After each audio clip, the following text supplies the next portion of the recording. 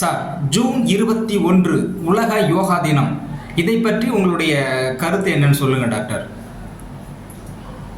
அதாவது உலகம் முழுவதுக்குமே இது ஒரு பொருத்தமான ஒரு நாள். ஜூன் 21 உலக யோகா தினம்.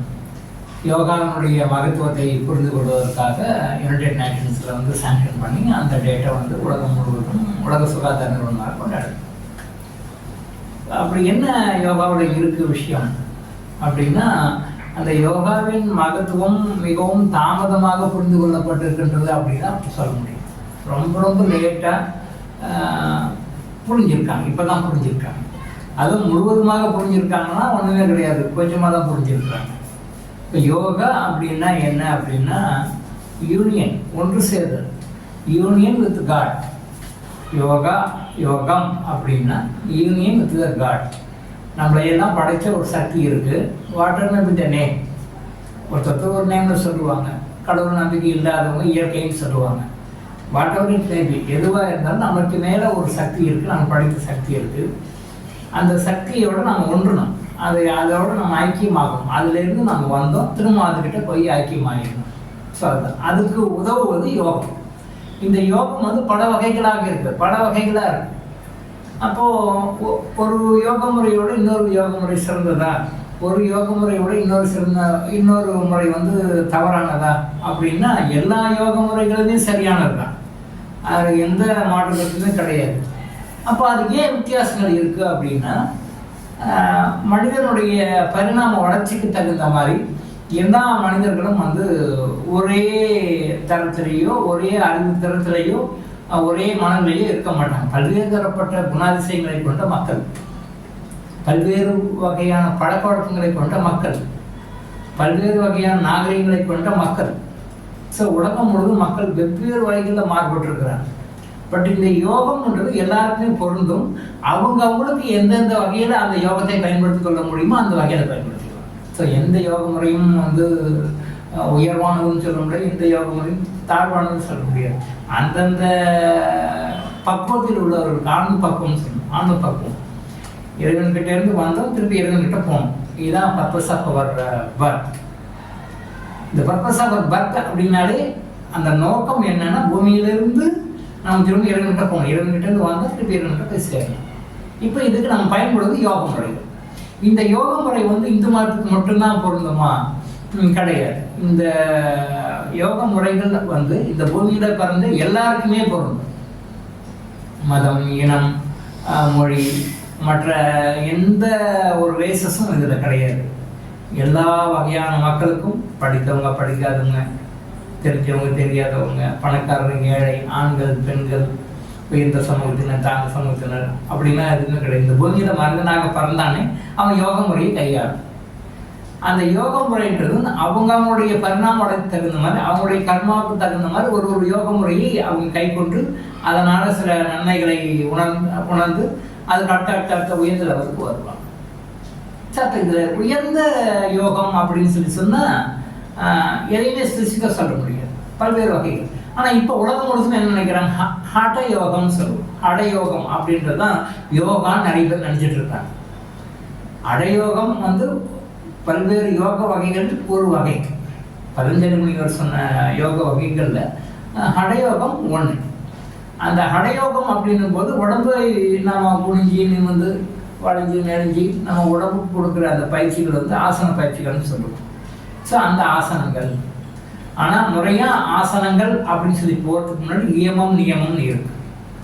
நியமம் நியமம் அப்படின்னு சொல்லிட்டு யோகத்தில் 8 வகைகள் இருக்குது. 8 வகைகள் இருக்குது. அதை ஸ்டார்டிங் ஃபஸ்ட்டு நியமம், தென் நியமம், அதுக்கு பிறகு தான் ஆசனமே வரும்.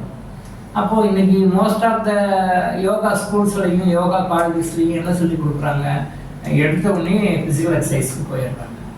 திஸ் வார்ம் அப் எக்ஸசைஸ்ன்னு சொல்லிட்டு வார்ம் அப் எக்ஸசைஸ் சொல்லிட்டு தென் வார்ம் அப் முடிஞ்சதும் டைரெக்டாக ஆசனாக்கு போயிடுறாங்க. தவறு கிடையாது.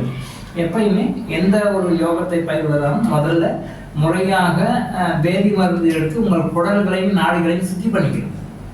குடல்களையும் நாடிகளையும் சித்த மருத்துவ முறைப்படியோ ஆயுர்வேத மருத்துவ முறைப்படியோ தயார் செய்த மூலிகை மருந்துகளால் சுத்தம் பண்ணிக்கணும். உடம்பு ஃபுல்லாக சுத்தம் பண்ணிட்டு அப்புறம் யோகாவை ஆரம்பிக்கணும். இதுதான் சரியான முறை.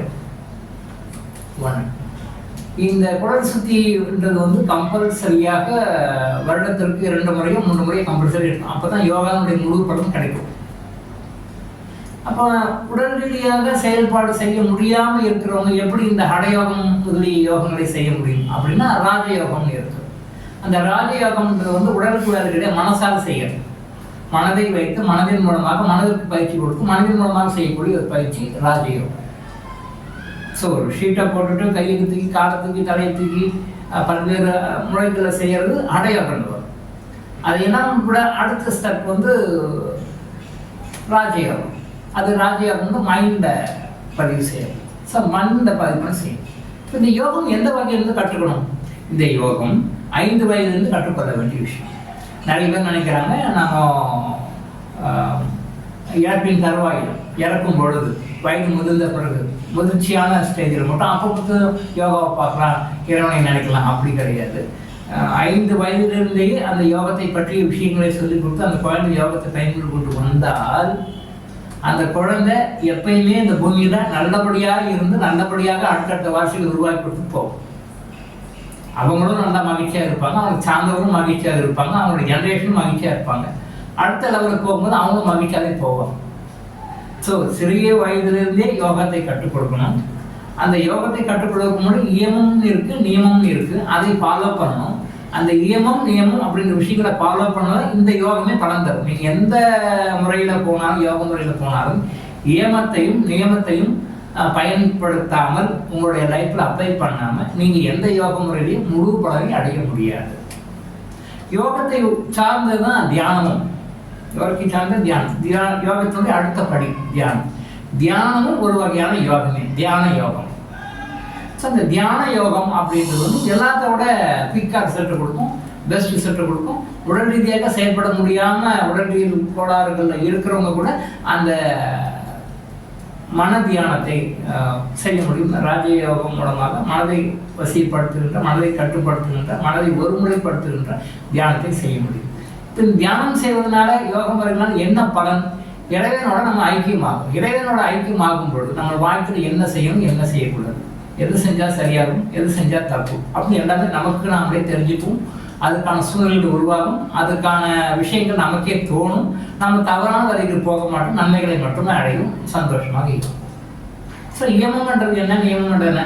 சிம்பிளாக சொன்னால் பொய் சொல்லக்கூடாது, பிறர் பொருளுக்கு ஆசைப்படக்கூடாது, மற்றவர்கள் மேலே புறம்படக்கூடாது. இந்த மாதிரி சாதாரண விஷயங்கள் நாம் சொல்கிறோம், பட் சாதாரணமான விஷயம் இல்லை.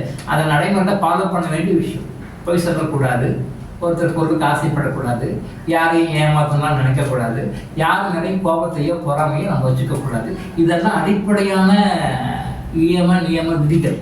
இந்த நியம விதிகளை ஃபாலோ பண்ணாமல் நீங்கள் எந்த ஸ்கூல் ஆஃப் யோகாவில் போய் படித்தாலும் அதனால் பலன் எதுவுமே கிடையாது. ஸோ பேசிக் வேர் வந்து அடிப்படை வந்து நியமம். ஸோ இதை மாதிரி நல்ல விஷயங்களை கற்றுக்கொண்டு நீங்கள் யோக முறைகளை பயன்படுத்தி அந்த யோக முறைகளுக்கு மேலே இருக்கிற அந்த தியான முறைகளை பயன்படுத்தி நீங்கள் கிறிஸ்துவை பயன்படுத்தி பண்ணிங்கன்னா இன்னும் அருமையாக இருக்கும். நம்ம டாக்டர் ஆயுஷ் ஹாஸ்பிட்டலில் வந்து கிறிஸ்டல் யோகா, கிறிஸ்டல் தியானம் 2 வகையான நுணுக்கங்களே சொல்லிக் கொடுக்கும். கிறிஸ்டல் யோகா, கிறிஸ்டல் தியானம் 2 வகையான விஷயங்களை சொல்லிக் கொடுக்கும். நீங்கள் கிறிஸ்டல் தியானத்தை கற்றுக்கொண்டு செஞ்சாலும் சரி, கிறிஸ்டல் யோகாவை கற்றுக்கொண்டு செய்தாலும் சரி, இல்லை கிறிஸ்டல் யோகா அந்த கிறிஸ்டல் தியானம் 2மே சேர்ந்து கம்பைன் பண்ணி 2மே சேர்ந்து செஞ்சாலும் சரி, நீங்கள் தொடர்ந்து செய்ய மற்ற யோக முறைகளில் கிடைக்காத பலன்களை குறுகிய கால அளவில் சீக்கிரம் தர முடியும். குறைந்த செலவில் மற்ற யோக முறைகளில் செலவு பண்ண வேண்டிய டைம் எல்லாம் செலவு பண்ணாமல் டைமையும் சேவ் பண்ணலாம், பணத்தையும் சேவ் பண்ணலாம், எனர்ஜியும் சேவ் பண்ணலாம். இந்த மாதிரி விஷயங்களையும் எல்லாமே அக்குமுலேட் பண்ணி பலனை அடைய முடியும். ஸோ கிறிஸ்டல் யோகாவும் கிறிஸ்டல் தியானமும் உங்களுக்கு இதில் வந்து மிகவும் அருமையான பலன்களை கொடுக்கும் மற்ற முறைகளை விட. ஸோ இன்றைய உலக யோகா தினத்தில் டாக்டர் இளங்கோ ஆயுஷ் ஹாஸ்பிட்டல் வழங்கும் விழிப்புணர்வு இது. தொடர்ந்து இது மாதிரி பல அவேர்னஸ் வீடியோக்களை பார்க்க நம்ம சேனலை சப்ஸ்கிரைப் பண்ணிவிட்டு பெல் பட்டனை ப்ரெஸ் பண்ணுங்கள்.